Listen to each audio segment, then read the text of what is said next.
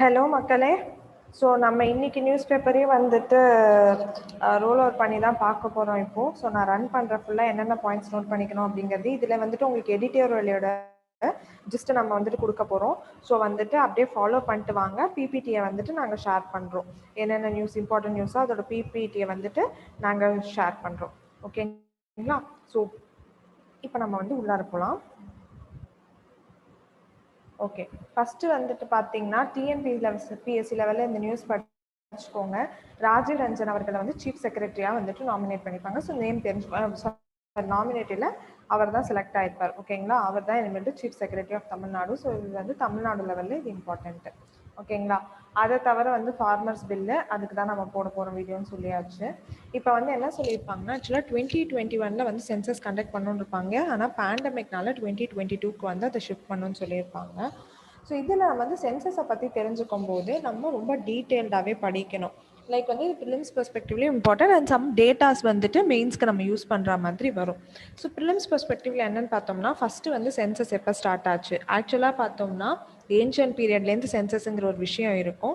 But வந்துட்டு British வந்ததுக்கப்புறம் 1875 வந்துட்டு டேட்டா விட்டுருப்பாங்க. அதுக்கப்புறத்துலேருந்து அஃபிஷியல் சென்சஸ்ங்கிற கூடிய விஷயம் வந்துட்டு 1881, 1882 அந்த பீரியடில் வந்துட்டு வந்திருக்கும். ஸோ அதுலேருந்து எவ்ரி டீகேட், அதாவது எவ்ரி 10 இயர்ஸ் வந்துட்டு சென்சஸை வந்து ரிலீஸ் பண்ண ஆரம்பிப்பாங்க. இப்போ இருக்கிற எல்லாமே நம்மளோட 2011 சென்சஸை வந்துட்டு பேஸ் பண்ணி இருக்குது.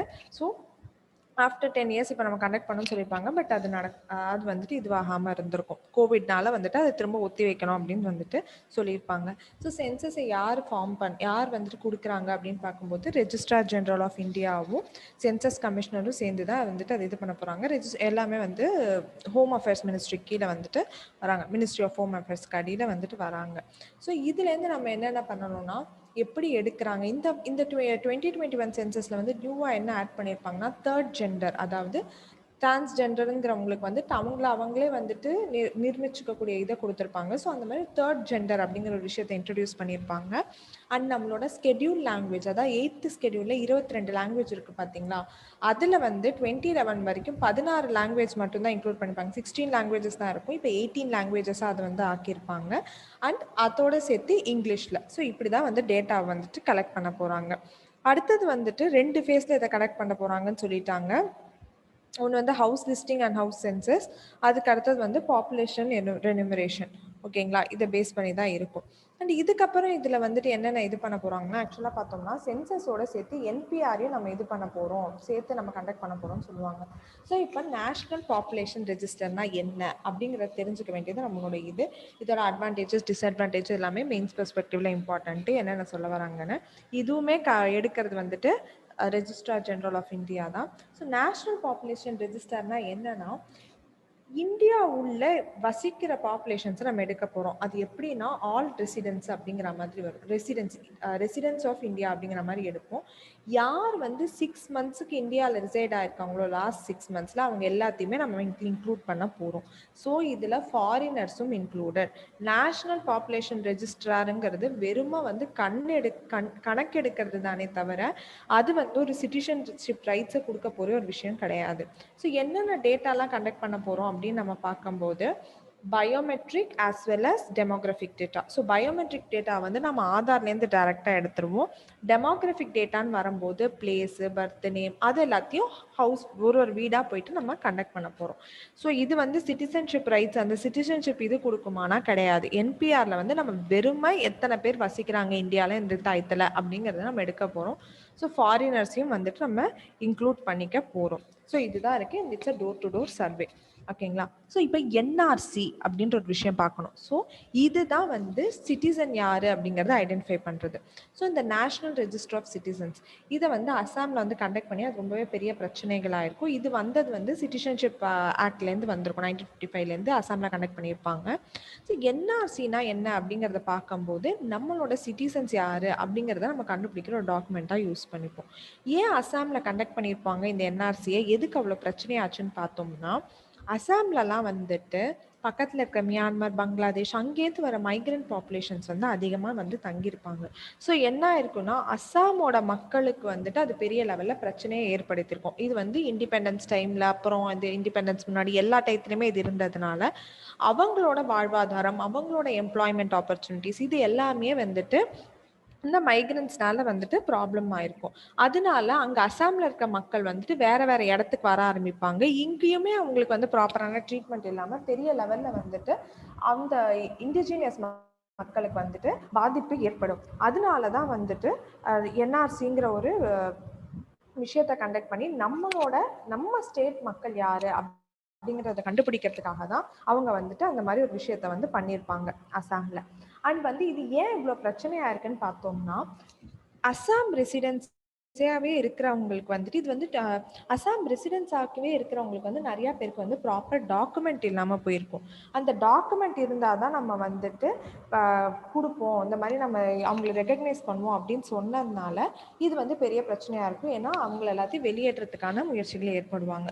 வேறு எந்த ஸ்டேட் இதை கண்டக்ட் பண்ண போகுது அப்படின்னு பார்த்தோம்னா, நாகாலாந்து வந்து register of indigenous inhabitants of Nagaland அப்படிங்கிற ஒரு விஷயத்தை வச்சு அவங்கள ஸ்டேட்டை சேர்ந்தவங்க யாரு அப்படிங்கிறதையும் வந்துட்டு இது பண்ணிக்க போகிறாங்க. ஸோ இந்த 2 விஷயம் இம்பார்ட்டண்ட்டு. ஏன் என்ஆர்சிக்கு அகெயின்ஸ்டாக வந்து பிரச்சனை போயிட்டுருக்கு, என்ன மாதிரி அப்போசிஷன் வருது, ஆனால் என்ன நல்லது, நமக்கு ஏன் வந்துட்டு பண்ணணும்னு சொல்கிறாங்க, அந்த விஷயத்தை எல்லாமே நம்ம மெயின்ஸ் பெர்ஸ்பெக்டிவ்ல நோட்ஸ் எடுத்து வச்சுக்கோங்க. அப்புறம் வந்துட்டு சிட்டிசன்ஷிப் அமெண்ட்மெண்ட் ஆக்ட் ஆஃப் 2019 இது ரொம்பவே முக்கியம். ஸோ இதை பேஸ் பண்ணி தான் எல்லா பிரச்சனைகளும் வர ஆரம்பிக்குது. அண்ட் சிட்டிசன்ஷிப் அமெண்ட்மெண்ட் ஆக்ட் வந்து என்ன அப்படி சொல்கிறாங்கன்னு பார்த்தோம்னா, 6 மைனாரிட்டிஸ், பர்சிக்யூட்டட் மைனாரிட்டிஸ், அதாவது இந்த பர்சிக்யூட்டடுங்கிற ஒரு விஷயம் வந்துட்டு அவங்கள அன்ஃபேராக ட்ரீட் பண்ணியிருப்பாங்க. அந்த மாதிரி மைனாரிட்டிஸ் ஃப்ரம் 3 கண்ட்ரீஸ். என்னென்ன கண்ட்ரீஸ்? பாகிஸ்தான், ஆப்கானிஸ்தான், பங்களாதேஷ். ஸோ யாரெல்லாம் இல் ட்ரீட் இந்த 3 கண்ட்ரீஸில் பண்ணியிருக்காங்களோ அவங்களுக்கு வந்துட்டு சிட்டிசன்ஷிப்பை நாங்கள் கொடுக்க போகிறோம். எப்படி கொடுக்க போகிறோம்னா, நார்மல் சிட்டிசன்ஷிப்பை நம்ம வாங்குறதுக்கு ஒரு ப்ரொசீஜர் இருக்கும், அதுலேருந்து கொஞ்சம் ஈஸியராக ஆக்க போகிறோம் அப்படின்னு சொல்லியிருப்பாங்க. ஸோ யார் இந்த மைனாரிட்டிஸ், யார் இந்த ரிலீஜியஸ் மைனாரிட்டிஸ் பார்க்கும்போது, Hindus, Christians, Jain, six, Buddhist and Parsis, இவங்க 6 பேருக்கு வந்து நம்ம சிட்டிசன்ஷிப்பை கொடுக்க போகிறோம். எப்படி கொடுக்க போகிறோன்னா, இப்போ நார்மலாக வந்துட்டு வேற ஒருத்தவங்க வந்து வாங்கணும்னா அவங்க 11 இயர்ஸ் ரெசிடெண்ட்டாக இருந்தால் மட்டுமே நம்ம கொடுக்க போகிறோம் சிட்டிசன்ஷிப்னு சொல்லியிருப்போம். ஆனால் இவங்களுக்குலாம் எப்படின்னா அது நம்ம கம்மி பண்ணியிருப்போம், 5 இயர்ஸ் ஆக்கியிருப்போம். நீங்கள் 5 இயர்ஸ் இருக்குன்றதை காமிச்சாலே நாங்கள் வந்து உங்களுக்கு சிட்டிசன்ஷிப் கொடுக்குறோம் அப்படின்னு சொல்லியிருப்பாங்க. ஸோ இதனால மிச்சம் இருக்கிறவங்கலாம் சிட்டிசன்ஷிப் கிளைம் பண்ண முடியாதா அப்படின்னு பார்த்தா அப்படி கிடையாது. அவங்க நார்மல் சிட்டிசன்ஷிப் வழியாக கண்டிப்பாக அவங்க ரெஜிஸ்டர் பண்ணி அவங்களோட சிட்டிசன்ஷிப்பை வாங்கிக்கலாம். இது ஏன் வந்துட்டு இவ்வளோ அகெயின்ஸ்டாக சொல்கிறாங்கன்னா, நம்மளோட மீடியாவோட ஹைப்னால தான். மீடியா தான் கொஞ்சம் வந்துட்டு அதை எக்ஸாஜரேட் பண்ணி சொன்னதுனால இவ்வளோ பிரச்சனைகள் ஆயிருக்கு. அது வந்து சரியாக போய் சேரலை, இந்த சிட்டிசன்ஷிப் இதோட ஆக்டோட விஷயங்கள் சரியாக போய் சேராததுனால ப்ராப்ளம்ஸ் ஏற்பட்டிருக்கு. ஸோ இதெல்லாம் தான் பார்த்தோம்னா கைண்ட் ஆஃப் சோஷியல் மீடியாவோட இம்பேக்ட்ஸ். இதில் வந்துட்டு நீங்கள் இந்த விஷயங்களை வந்துட்டு கொஞ்சம் பெட்டர் வேஸில் வந்து சொல்லலாம். ஸோ ப்ராப்பராக நம்ம வந்து ஃபால்ஸ் இன்ஃபர்மேஷன், மிஸ்இன்ஃபர்மேஷன்லாம் சொல்கிறோம் பார்த்தீங்களா, அது ரிலேட்டடாக மிஸ்இன்ஃபர்மேஷன், இது வந்து மிஸ்இன்ஃபர்மேஷன். ஸோ அது மாதிரி போகும்போது கம்யூனிகேட் ஆகும்போது ப்ராப்ளம்ஸ் வரதுனால தான் அண்டர்ஸ் நிறையா ஏற்பட்டுச்சு. ஸோ சிட்டிசன்ஷிப் எல்லாருமே வாங்கிக்கலாம். பட் இந்த 6 பேரும் இந்த 3 கண்ட்ரீஸில், இந்த 6 ரிலீஜியஸ் குரூப்பும் இந்த 3 கண்ட்ரீஸில் வந்துட்டு அவங்களுக்கு அன்ஃபேர்லி ட்ரீட்மெண்ட் கொடுத்ததுனால நாங்கள் வந்து எங்களோட இதை சொல்லியிருக்காங்களே தவிர, ஈஸியராக ஆக்கிருக்கோம்னு சொல்லியிருக்காங்களே தவிர, இந்தியன் மைனாரிட்டிஸ்ன்ற மாதிரி ஒரு விஷயத்த அவங்க சொல்லலை. ஸோ அதுவே வந்து நிறைய இடத்துல மிஸ்இன்டர்பிரட் ஆனதுனால தான் இவ்வளோ பிரச்சனைகள் ஏற்பட்டிருக்கு. ஸோ மெயின்ஸ் பெர்ஸ்பெக்டிவ்ல நம்ம கம்ப்ளீட்டாக சிட்டிசன்ஷிப் அமெண்ட்மெண்ட் ஆக்ட், அதோட அட்வான்டேஜஸ், டிஸ்அட்வான்டேஜஸ் அப்படின்னா என்ன, எப்போ வந்துச்சு, அந்த விஷயங்கள் எல்லாத்தையுமே தெரிஞ்சுக்கணும். என்ஆர்சி, என்பிஆர் இது எல்லாத்தையுமே தெரிஞ்சுக்கணும். அண்ட் வந்துட்டு நீங்கள் சென்சஸில் வரக்கூடிய அந்த இதெல்லாம் கொடுத்துருப்பாங்க, டேட்டாஸ், லிட்ரஸி ரேட் டேட்டாஸ்லாம் கொடுத்துருப்பாங்க. ஸோ விமன் லிட்ரஸி எப்படி போயிட்டுருக்கு, மென் லிட்ரஸி எப்படி போயிட்டுருக்கு, அந்த மாதிரி விஷயங்கள் எல்லாத்தையுமே நம்ம சென்சஸ்லேருந்து தான் எடுத்துக்க போகிறோம். ஸோ அப்டேட் ஆகிற வரைக்கும் நம்ம பழைய சென்சஸை வச்சு நம்ம யூஸ் பண்ணிக்கிறோம். ஓகேவா? அண்ட் எப்படி போகுது அப்படிங்கிற விஷயத்த எல்லாமே நம்ம வந்து அதை வச்சு தெரிஞ்சுக்கணும். ஸோ அடுத்த நியூஸ் வந்துட்டு பார்த்தோம்னா, இந்த லிட்டில் அந்தமானை வந்துட்டு மெகா சிட்டி ஆக்க போகிறோம் அப்படின்னு சொல்லியிருப்பாங்க. இதை எதை பேஸ் பண்ணி இப்படி சொல்லியிருப்பாங்க அப்படின்னு பார்த்தோம்னா, இந்த sustainable development of little Andaman vision document அப்படிங்கிறத நீத்தி ஆயோக் வந்துட்டு ரிப்போர்ட் கொடுத்துருப்பாங்க. ஸோ அதை பேஸ் பண்ணி தான் வந்துட்டு சொல்லியிருப்போம். இது என்னன்னா அந்த லிட்டில் அந்தமானோட பொசிஷனை பேஸ் பண்ணி அவங்களை எப்படி டெவலப் பண்ணலாம் அப்படிங்கிற ஒரு விஷயத்தை வச்சு சொல்லியிருப்பாங்க. ஸோ இந்த ரிப்போர்ட் யார் கொடுத்துருக்காங்க அப்படிங்கிற விஷயத்தை பார்க்கணும். ஜென்ரலாகவே பார்த்தீங்கன்னா சஸ்டைனபிள் டெவலப்மெண்ட் ரிப்போர்ட் நம்ம இந்தியா லெவலில் வரும்போது மேக்ஸிமம் அது வந்து நீத்தி ஆயோகோட ரிப்போர்ட்டாக தான் இருக்கும். ஏன்னா அவங்க வந்து பாலிசி திங்க் டேங்க் அந்த விஷயத்துக்காக தான் இது பண்ணுறாங்க. நம்ம எப்படி நம்ம இந்தியாவை வந்து சஸ்டைனபிளாக டெவலப் பண்ணுறது, ப்ராப்பரான பாத்தில் எப்படி கொண்டு போகிறது, இன்னோவேஷன் எப்படி இது பண்ணுறது, அந்த மாதிரி விஷயத்துலலாம் அவங்க தான் மேஜராக பண்ணுறதுனால முக்கால்வாசி சஸ்டைனபிள் டெவலப்மெண்ட் ரிலேட்டடாக வந்துச்சுன்னா அவங்க தான் பண்ணுவாங்க. ஸோ இதோட கம்ப்ளீட் ஆர்டிக்கல் நம்மளுக்கு பின்னாடி நீட்டாக கொடுத்துருக்காங்க. அதில் போய் நம்ம எப்படி நோட்ஸ் இது பண்ணிக்கணும்னு பார்க்கலாம். ஜஸ்ட் இதில் வந்து அந்த விஷன் டாக்குமெண்ட்டை யார் கொடுத்துருக்காங்க அப்படிங்கிறது ப்ரிலிம்ஸ் பெர்ஸ்பெக்டிவ்ல இம்பார்ட்டன்ட். ஸோ அப்படியே போனோம்னா சீஃப் செக்ரட்டரி சொல்லிட்டேன். இதெல்லாம் ரொம்ப நீங்கள் டீப்பாக படிச்சுக்க தேவையில்லை. ஜஸ்ட்டு அவங்க வந்து நேம் தெரிஞ்சால் போதும். அதுவுமே டிஎன்பிஎஸ்சி லெவலில் ப்ரிலிம்ஸ்க்கு இம்பார்ட்டன்ட், அவ்வளோதான். ஓகே, ஸோ இங்கே வந்துட்டு நம்மளோட சென்னை சிட்டியில் பார்த்தோம்னா இந்த மியாவாக்கி ஃபாரஸ்ட் அப்படிங்கிற ஒரு விஷயத்த உருவாக்கியிருப்பாங்க. இது யாருன்னா அக்காரி மியாவாக்கி அப்படிங்கிற ஒரு ஜப்பானீஸ் பொட்டானிஸ்ட், அவர் உருவாக்குன ஒரு விஷயம். ஸோ இதில் வந்து என்ன சொல்லியிருப்பாங்கன்னா, நம்மளுக்கு வந்து ஒரு சின்ன பேட்ச் ஆஃப் லேண்ட் கிடைச்சதுனாலே அங்கே வந்துட்டு ஒரு ஃபாரஸ்ட்டை நம்ம உருவாக்க முடியும். ஜென்ரலாக நேச்சுரலாக ஒரு ஃபாரஸ்ட் வரணும்னா 200 to 300 இயர்ஸ் ஆகும். ஆனால் இந்த ஃபாரஸ்ட்டை நம்ம 20-30 இயர்ஸ்க்குள்ளே கொண்டு வரலாம். அண்ட் அதோட மெயின்டெனன்ஸ், நம்ம அந்த ஃபாரஸ்ட்டை வந்து டெவலப் பண்ணுறதுக்காக ஃபஸ்ட்டு 2-3 இயர்ஸ் அதோட மெயின்டெனன்ஸ் நம்ம ப்ராப்பராக கேரி பண்ணிட்டா போதும் அப்படின்னு சொல்லியிருப்பாங்க. ஸோ இது வந்து அர்பன் அஃபாரஸ்ட்ரேஷன் அப்படிங்கிற ஒரு விஷயத்துக்கு ரொம்பவே ஹெல்ப்ஃபுல்லாக இருக்கும்.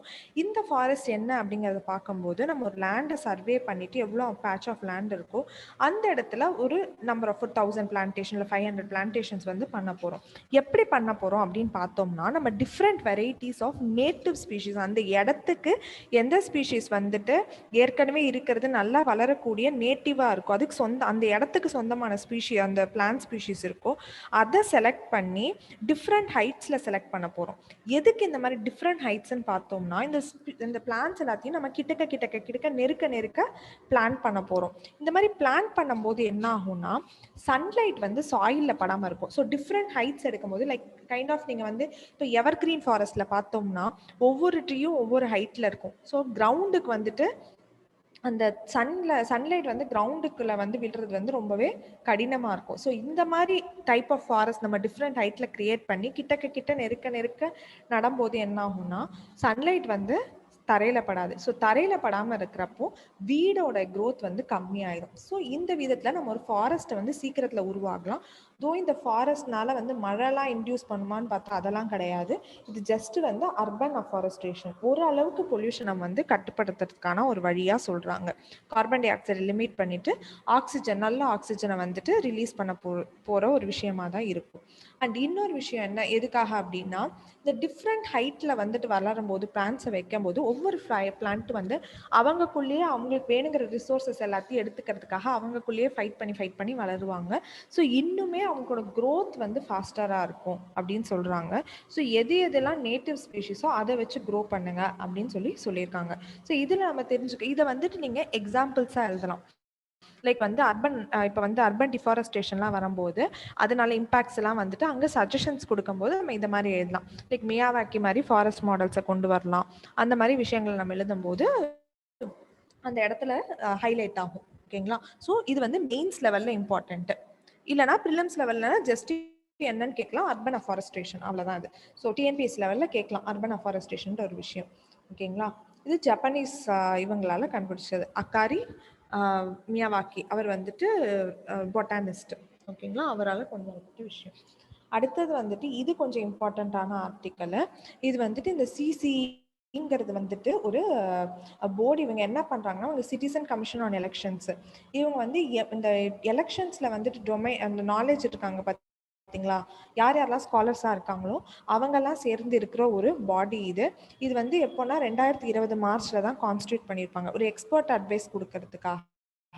அவங்க வந்து எலெக்ஷன்ஸை வந்து எப்படி ஃப்ரீ அண்ட் ஃபேராக கண்டக்ட் பண்ணலாம், எப்படி இந்த டெமோக்ரஸி இம்ப்ரூவ் பண்ணலாம், அப்படிங்கிற ஓட்டிங் சிஸ்டம் எல்லாத்தையும் எப்படி இம்ப்ரூவ் பண்ணலான்ற மாதிரி கொடுத்துருப்பாங்க.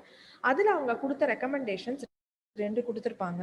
ஒன்று வந்து பார்த்தீங்கன்னா, இந்த எலெக்ஷன்ஸை வந்து நம்ம ப்ராப்பராக ஃபேராக கண்டக்ட் பண்ணுறதுக்கு ஒரு ப்ராப்பரான ஆடிட் இருக்கணும், ஓட்டிங்கை வந்து ஆடிட் பண்ணணும் ப்ராப்பராக அப்படின்னு சொல்லியிருப்பாங்க.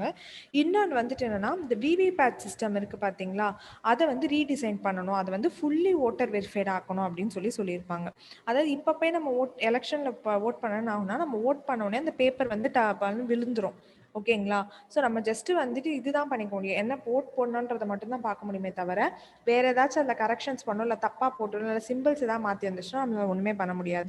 பட் இப்போ வந்து நம்ம எதாவது தப்பாக தெரியாமல் ப்ரெஸ் பண்ணிட்டோம் அப்படின்னா அந்த பேப்பர் ஜென்ரேட் ஆனோடனே நம்ம செக் பண்ணிவிட்டு நம்ம அதை கேன்சல் பண்ணுறதுக்கான ஆப்ஷன்ஸ் எல்லாத்தையும் கொடுங்க. அதுதான் ஃபுல்லி ஓட்டர் வெரிஃபைட் அப்படின்னு வந்துட்டு சொல்கிறாங்க. அது ஒரு விஷயம்.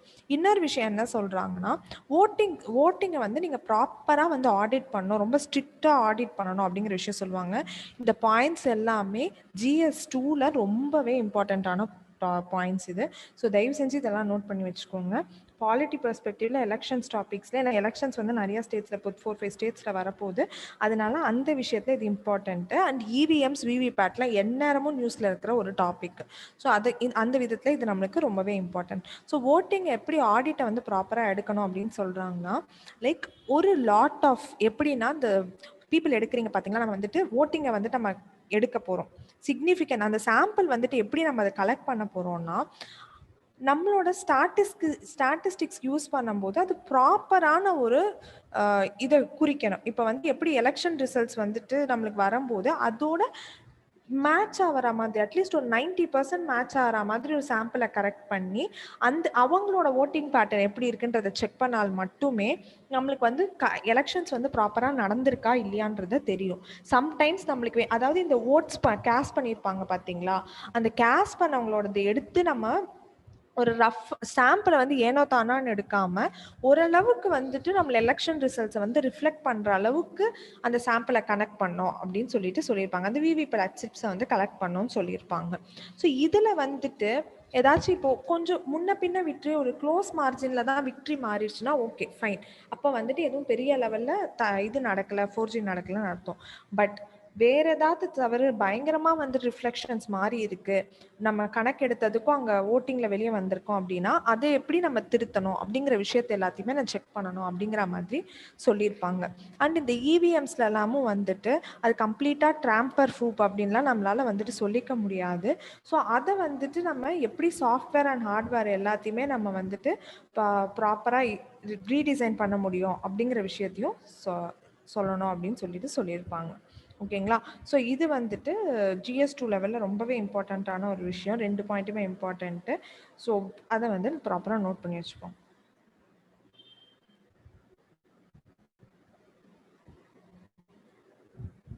ஓகேங்களா? ஸோ அடுத்தது பார்க்கலாம். ஸோ இதெல்லாம் வந்துட்டு பார்த்தீங்கன்னா எப்படி வந்துட்டு இந்த டிராஃபிக் எல்லாத்தையும், இந்த கன்ஜெஷன்ஸ் எல்லாத்தையும் இது பண்ணுறது, ரோட் சேஃப்டிக்காக பண்ணக்கூடிய விஷயங்கள். ஜஸ்ட் இந்த டேர்ம்ஸ் எல்லாம் இம்பார்ட்டண்ட்டு.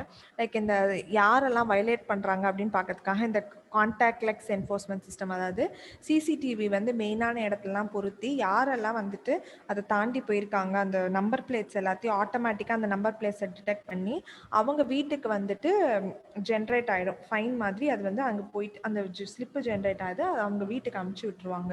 ஸோ யாரெல்லாம் ஹெல்மெட் போடாமல் போகிறாங்க அண்ட் வந்து சிக்னல்ஸை யார் வயலேட் பண்ணிட்டு போகிறாங்க, இந்த மாதிரி விஷயங்கள் எல்லாத்தையும் நம்ம ஈஸியாக கண்டுபிடிச்சிட முடியும். ஸோ இதெல்லாம் நம்மளுக்கு வந்து சஜஷன்ஸில் எழுத முடியும். லைக் இப்போ ரோட் ஆக்சிடென்ட்ஸ் பற்றிலாம் வந்துச்சு அப்படின்னா, ஏன்னா நம்ம இந்தியா தான் லார்ஜஸ்ட் ரோட் ஆக்சிடென்ட்ஸ் இருக்கிற ஒரு கண்ட்ரியாக இருக்குது.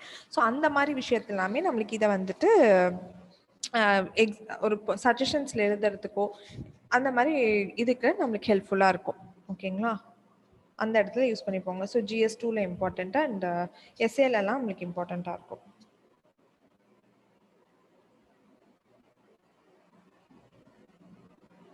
ஸோ இந்த மாதிரி ஸ்டேட்ஸை பற்றி இம்பார்ட்டண்ட்டாக எதாவது வந்துச்சுன்னா எல்லா ஸ்டேட்ஸ்க்கும் ஜஸ்ட்டு நோட் பார்த்து வச்சுக்கோங்க, அவங்க என்னென்ன சொல்கிறாங்கன்ட்டு. இம்பார்ட்டண்ட்டான பாயிண்ட்ஸ் ஏதாவது இருந்துச்சுன்னா நோட் பண்ணி வச்சுக்கோங்க. ஸோ இதில் வந்துட்டு என்ன இதுக்காகனா, மெயினாக வந்துட்டு இந்த போர்டு ஒன்று ஃபார்ம் பண்ணுவோம் அப்படின்ற மாதிரி சொல்லியிருப்பாங்க. அந்த வளையர் ரெக்ளமேஷன் போர்டு. அது வந்துட்டு ஜஸ்ட் அவங்களோட அவங்க வந்து ஃபார்மர்ஸ் கம்யூனிட்டிவாக இருந்திருப்பாங்க. அண்ட் வந்து இத்தனைக்கும் ஃபார்மிங் அந்த அக்ரிகல்ச்சர் வந்து ரொம்ப அப்லிஃப்ட் பண்ணுற கம்யூனிட்டியாக இருந்திருப்பாங்க. ஸோ அவரை பேஸ் பண்ணி அந்த லீடர் இது வந்துட்டு வைக்கணும் அப்படின்னு சொல்லி இந்த போர்டை வைக்கணும்னு சொல்லியிருப்பாரு.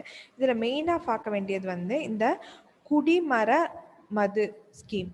இது என்னன்னு பார்த்தோம்னா repairing and rejuvenation scheme of tanks. இந்த டேங்க்ஸ் எல்லாம் இருக்குது பார்த்தீங்களா, வில்லேஜ் லெவல் டேங்க்ஸு அண்ட் இந்த வெல்ஸ் எல்லாம் இருக்குது பார்த்தீங்களா, அதை எப்படி வந்துட்டு திரும்ப வந்து ரிப்பேர் பண்ணுறாங்க, ஏதாவது பிரச்சனையாக இருந்ததுன்னா எப்படி ரிப்பேர் பண்ணுறாங்க, அந்த ஒரு விஷயந்தான் வந்து இந்த மரத்து ஸ்கீம். ஸோ குடி அப்படின்னா அந்த ஃபார்மர்ஸ் அவங்கள சொல்லுவோம், அண்ட் மரமத்துனா ரிப்பேர்.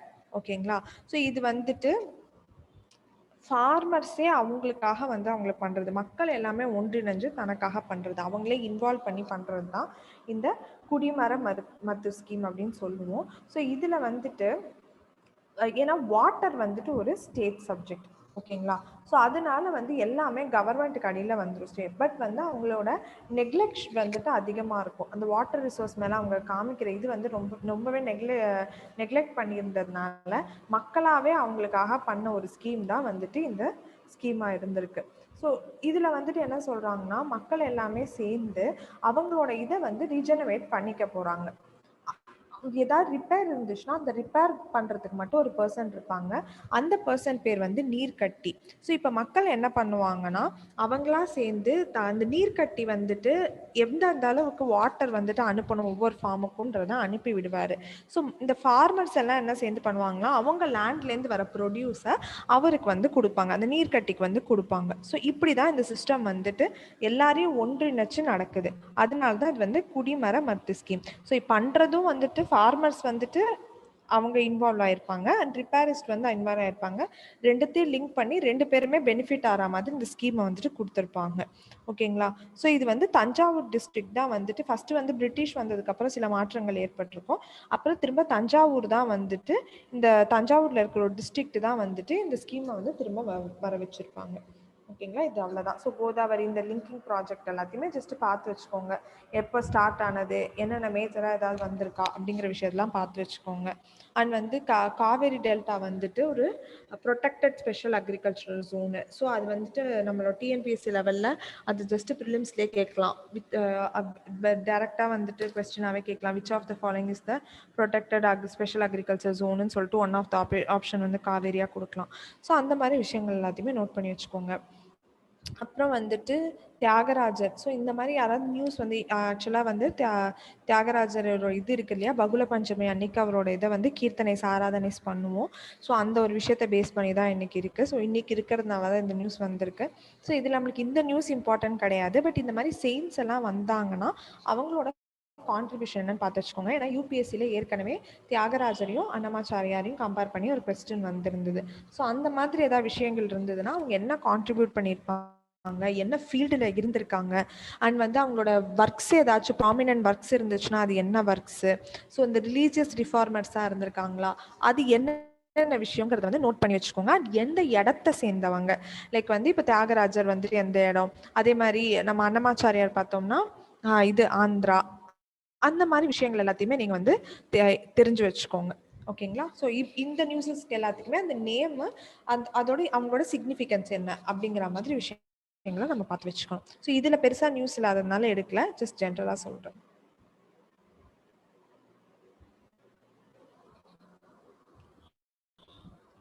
ஸோ அடுத்தது வந்து பார்த்தீங்கன்னா இந்த ஃபார்முலாஸ்லாம் நம்ம ஏற்கனவே வீடியோ போடுறதுன்னு சொல்கிறதுனால நான் இதில் பெருசாக இது பண்ணல. ஜஸ்ட் என்னென்னா பொலிட்டிக்கல் ரெசல்யூஷனை வந்து கொண்டு வரணும் அப்படின்றத சொல்லியிருப்பாங்க. அண்ட் இதில் என்ன சொல்லியிருப்பாங்கன்னா, வேற என்ன சஜஷன்ஸ் கொடுப்பாங்கன்னா, எல்லா பொலிட்டிக்கல் பார்ட்டிஸும் சேர்ந்து வந்து அந்த வந்து அவங்கள ரெப்ரசன்ட் பண்ணி அவங்க என்னென்ன வியூஸ் இருக்கோ அதை சொல்லணும். அப்போ தான் நம்மளால் பெட்டரான ஒரு சொல்யூஷன் கொண்டு வர முடியும் அப்படிங்கிற மாதிரி சொல்லியிருப்பாங்க. அண்ட் வந்துட்டு எல்லாருமே ஒரே இடத்துல வந்து இப்போ கவர்மெண்ட் என்ன சொல்லியிருப்பாங்கன்னா, நாங்கள் இது ஃபார்முலாஸை கொஞ்சம் தள்ளி கூட போடுறோம் அப்படிங்கிற மாதிரி சொல்லியிருப்பாங்க. ஸோ அப்படி தள்ளி போடுறவங்க இந்த மாதிரி ஒரு கூட்டு இதுவாக கேட்டுக்கிட்டாங்கன்னா அவங்களால பெட்டரான லாஸ் கொண்டு வர முடியும். அண்ட் வந்து இது ஃபார்மர்ஸ்க்கும் கவர்மெண்ட்டுக்கும் இருக்கிற ஒரு டெஃபிசிட், அந்த ட்ரஸ்ட் டெஃபிசிட்டையும் வந்து கம்மி பண்ணும் அப்படிங்கிற மாதிரி சொல்லியிருப்பாங்க. இல்லை பக்காவாக நான் வந்துட்டு உங்களுக்கு ஃபார்முலாஸில் எக்ஸ்பிளைன் பண்ணி நான் வந்து போடுறேன். இப்போ வந்துட்டு ஏனோ தானோன்னு இருக்கும். ஸோ நான் ஃபார்முலாஸ்ல எக்ஸ்பிளைன் பண்ணி போடுறேன். ஸோ இந்த நியூஸ்ல என்ன இருக்கு? இந்த மாரி நியூஸ்ல வந்துட்டு கொஞ்சம் கொஞ்சம் பாயிண்ட்ஸ் தான் இருக்கும். 1, 2 பாயிண்ட் தான் கிடைக்கும். அத ஜஸ்ட் ஒரு ஸ்கிம் பண்ணிட்டு நீங்க மிஸ் பண்ண பாயிண்ட்ல ஏதாவது பாயிண்ட் இருந்துச்சுன்னா அது மட்டும் எடுத்துக்கோங்க. மிச்சப்படி இதுல இருக்கிற பொலிட்டிக்கல் கன்சென்சஸ் எதுவுமே நம்மளுக்கு தேவை கிடையாது. ஸோ இந்த எக்கனாமிக் சர்வேவும் நம்மளுக்கு ப்ராப்பரா எக்கனாமிக் சர்வேல தெரிஞ்சிரும். அதனால இந்த மாரி இத படிச்சு தான் நீங்க நோட்ஸ் எடுக்கணும்னா அப்படிலாம் கிடையாது. ஒரு ஜிஸ்ட் மாதிரி எது வருதோ அத நம்ம வந்து படிச்சு எடுத்துக்கலாம். ஓகே. ஸோ டெய்லி இதை வந்துட்டு படித்து நம்ம ஃபாலோ பண்ணணும்னு இல்லை. ஏதாவது ஒரு நல்ல ஆர்டிக்கலை ஃபாலோ பண்ணிவிட்டு அதை நீங்கள் படிச்சுக்கிட்டாலே போதும். இன்ஸ்டெபிலிட்டி இன் இட்டாலிலாம் வந்துட்டு ஜஸ்ட் படித்து வச்சுக்கோங்க. அதனால இந்தியாவுக்கு ஏதாச்சும் இம்பேக்ட் இருந்தால் மாதிரி இருந்துச்சுன்னா அப்போ மட்டும் அது என்ன நோட் பண்ணி வச்சுக்கோங்க. அண்ட் இந்த மாதிரி விஷயங்களாமே மேஜராக பொலிட்டிக்கல் சயின்ஸ் ஸ்டூடெண்ட்ஸ் தான் இம்பார்ட்டண்ட்டே தவிர ஜிஎஸ்ல அந்த அளவுக்கு இது கிடையாது. ஸோ இந்த ஆர்டிக்கல் எல்லாமும் வந்துட்டு நம்ம எப்படி இருந்தாலும் காந்தி அவர்களை பற்றி ஃபுல்லாகவே படிச்சிருவோம், காந்திஜி அவர்களை பற்றி. ஸோ இது எல்லாமே நமக்கு தெரிஞ்சிடும். நீங்க வந்து எப்பவுமே எடிட்டோரியல் படிக்கும்போது எழுதுனவங்க வந்துட்டு யாரு அப்படிங்கிற ஒரு விஷயத்த பார்த்துக்கோங்க. ஸோ அவங்களோட இதுக்கு ஏத்த மாதிரி அந்த ஆர்டிக்கிளோட இம்பார்ட்டன்ஸை நீங்க டெய்லி படிக்க உங்களுக்கு வந்து அந்த ஆர்டிக்கிளோட இம்பார்ட்டன்ஸ் படிக்கலாமா வேணாமா அப்படிங்கிற ஒரு விஷயமும் உங்களுக்கு தெரிய வந்துடும். ஸோ யார் வந்துட்டு அதை எழுதுறாங்க அந்த ஆர்டிக்கிளை அப்படின்றத செக் பண்ணிட்டீங்கன்னா உங்களுக்கு எந்த மாதிரி நியூஸ் பிக் பண்ணோம் அப்படிங்கிற ஒரு விஷயமும் உங்களுக்கு கிடைச்சிரும். ஸோ காந்திஜி அவர்கள் பற்றிலாம் நம்மளுக்கு ஜென்ரலாகவே வந்துடும்.